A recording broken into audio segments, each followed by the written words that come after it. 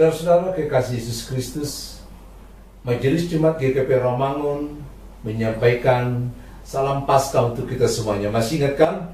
Salam Paskah dijawab dengan dua jari dan dengan sebutan Kristus telah bangkit.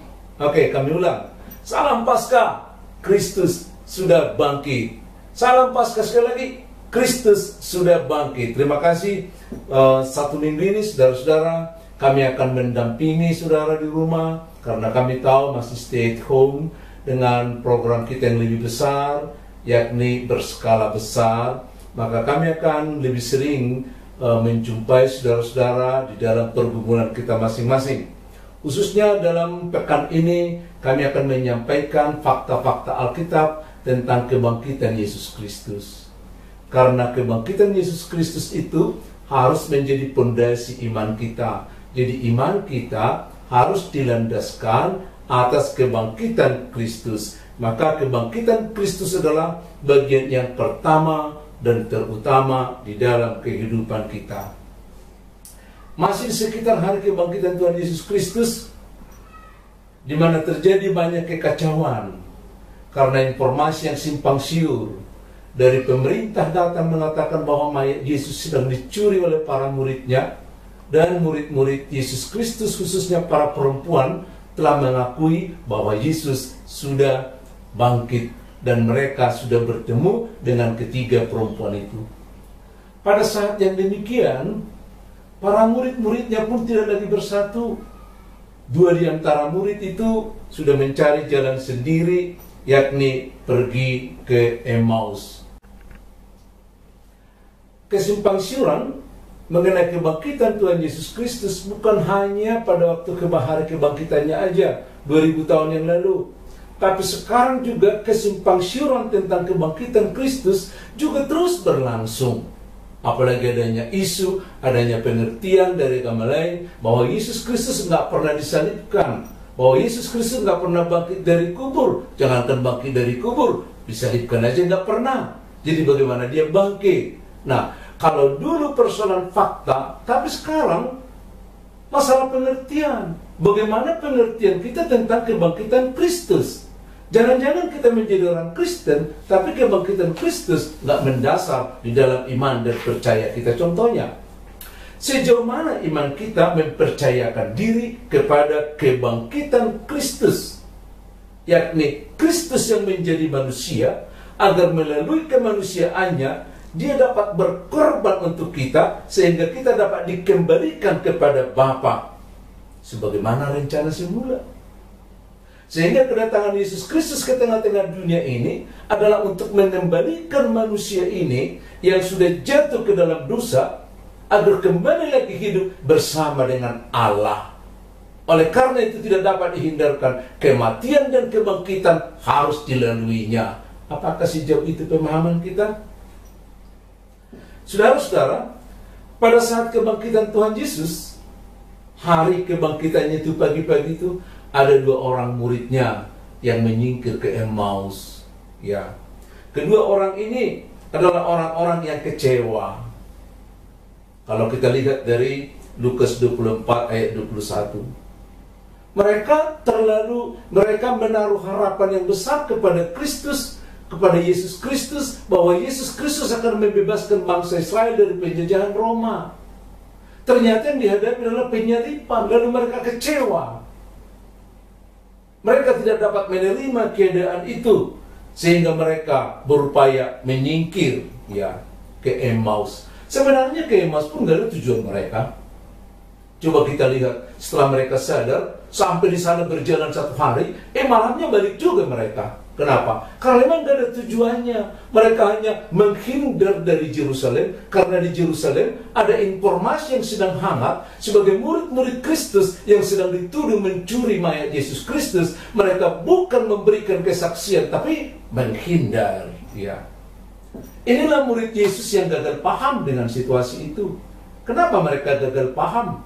Karena hati dan pikiran mereka tidak dapat menerima perkataan pengajaran Tuhan Yesus Kristus. Yang kedua, fakta-fakta yang harus mereka pahami juga pada waktu kebangkitan itu, mereka hanya terima sepotong. Coba lihat ceritanya. Mereka tahu kalau Yesus sudah bangkit, Di perjalanan di Emmaus, mereka cerita, hanya kau yang tidak tahu apa yang terjadi pada pagi ini, katanya kepada Yesus Kristus, bahwa perempuan-perempuan dari golongan kami sudah pergi ke kubur, dan beberapa murid, mereka sudah sampai ke kubur itu, tapi mereka belum menemukan Yesus. Mereka terpotong ceritanya. Padahal perempuan-perempuan yang 3 ini sudah bertemu. Mereka tidak mendapat informasi karena keburu mereka pergi. Maka mereka jadi gagal paham. Mereka kecewa. Orang yang kecewa cenderung menjadi gagal paham. Karena apa yang dilihatnya tidak dapat disyukuri. Maka dia akan meninggalkan begitu saja. Sama seperti kepergiannya ke Emmaus. Ya, mereka tidak melihat lagi bahwa Yesus yang bangkit itu sebenarnya sudah berjalan di samping mereka. Ternyata di perjalanan tanpa mereka sadari, ada orang yang masuk di antara mereka. Datang diam-diam dari belakang, menyapa mereka, lalu mereka bercerita. Tapi dalam perjalanan itu, mereka tidak mengenal siapa yang ada di sampingnya. Menanyakan pun tidak. Ada rasa enggan karena mereka takut. Orang-orang yang kecewa kan susah mengembangkan kepribadian.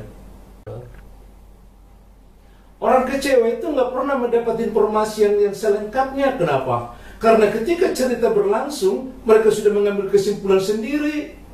Karena mereka merasa lebih hebat atau mereka kecewa dengan apa yang terjadi, lalu mereka akan cenderung memutus cerita yang masuk, sehingga tidak pernah mendapat penjelasan dan tidak mampu menjelaskan apa-apa. Ciri-ciri orang yang kecewa. Kekecewaan itu juga merupakan satu roh yang bekerja di dalam diri kita. Kalau roh kekecewaan ada di dalam diri kita, kita pasti akan menjauhi Tuhan. Maka orang yang kecewa itulah orang yang bermasalah di dalam dirinya, sehingga dimanapun dia berada, dia pasti akan menimbulkan masalah. Mau di rumah, pasti akan bermasalah. Di kantor, dia juga akan bermasalah. Di masyarakat, dia pun akan bermasalah. Karena apapun tidak dapat mereka terima dengan baik. Bahkan yang baik pun seringkali dicurigai dengan membawa apa-apa. Tapi Tuhan Yesus dengan sabar menuntun orang yang kecewa ini. Perlahan-lahan dibawa dengan menceritakan tentang Mesias. Mulai dari kitab Musa sampai ke Taurat, sampai ke Mazmur. Dia cerita, lalu mata mereka, pikiran mereka mulai terbuka. Saat hati mereka terbuka, mereka sampai di tujuan. Lalu mereka juga mengajak Tuhan Yesus supaya singgah bersama-sama dengan mereka. Yesus pun tidak menampik dengan alasan dari mereka, jangan teruskan perjalanan ini, silakanlah bersama-sama dengan kami. Malam sudah menjelang, karena berjalan di tengah malam itu apalagi seorang diri amat sangat berbahaya. Oleh karena itu mereka boleh berada dalam satu rumah. Pada saat itulah Tuhan Yesus merasa bahwa waktunya sudah tiba untuk memperkenalkan dia. Sampai dalam situasi yang sangat strategis. Saat mereka duduk, lalu mau makan, maka Yesus mengambil posisi. Dia mengambil roti itu dan mengucap syukur. Lalu mereka terkesima. Ketika Tuhan Yesus mengangkat roti dan mengucap syukur, mata mereka terbuka. Kenapa? Karena itu merupakan satu dari ciri Tuhan Yesus. Karena dalam berbagai kesempatan mereka telah mendengar bagaimana Yesus mensyukuri apa yang ada. Misalnya kita melihat ketika Tuhan Yesus memberi makan 5.000 orang hanya dengan 5 roti dan 2 ikan. Lalu roti dan ikan itu dia angkat, dia mengucap syukur. Dia tidak meminta supaya dilipat gandakan, bukan.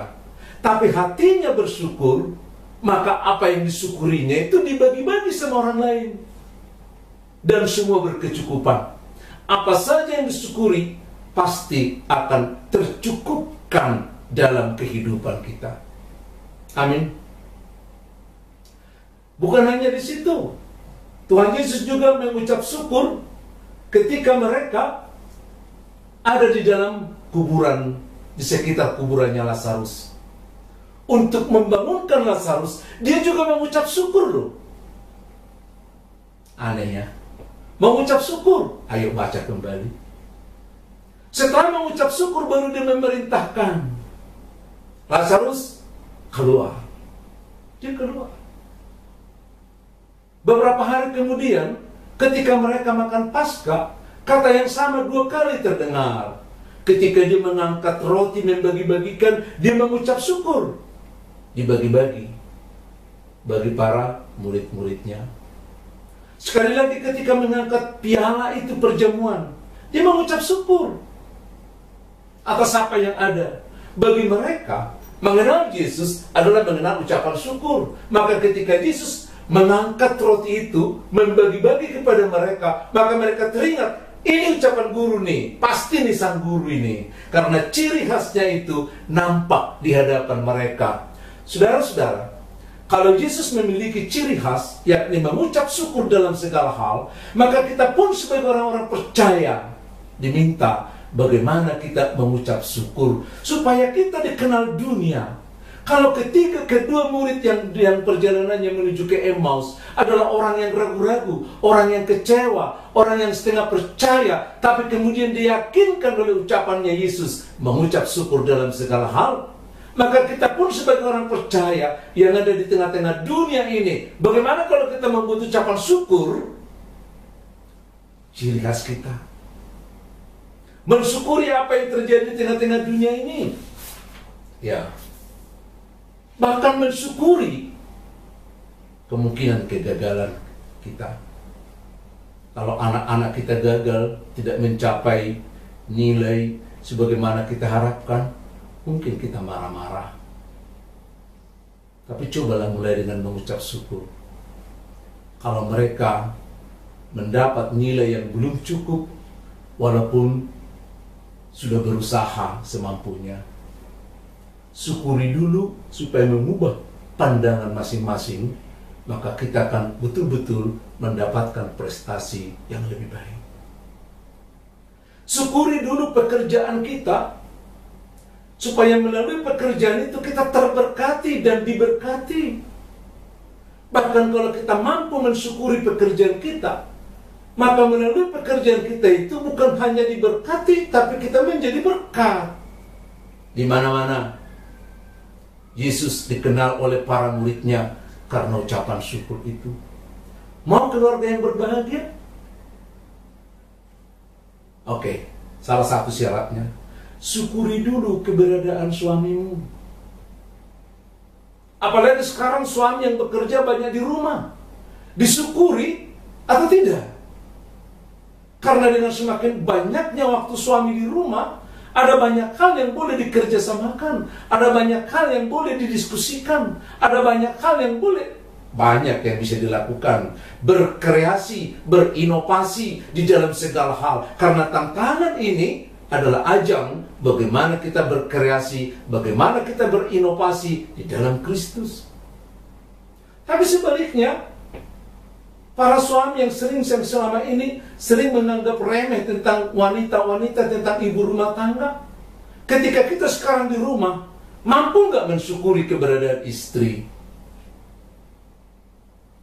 Mereka melakukan apa yang terbaik sepanjang hari dalam kehidupannya, sehingga rumah tangga berjalan dengan baik, anak-anak boleh sekolah. Mengucap syukurlah. Ucapkan syukur atas situasi yang terjadi sekarang. Ucapkan syukur atas anak-anakmu apapun prestasinya. Kita bangun dari ucapan syukur. Karena iman kita harus dibangun di dalam Kristus. Kristus yang bangkit, Kristus yang mengucap syukur, yang tidak pernah mengeluh, yang tidak pernah menyalahkan orang lain, yang tidak pernah menyalahkan situasi apapun, tapi mensyukuri apa yang ada. Kalau dia dikenal karena ucapan syukurnya, anak-anak Tuhan juga harus dikenal dengan ucapan syukurnya. Salam Paskah, Kristus telah bangkit. Amin.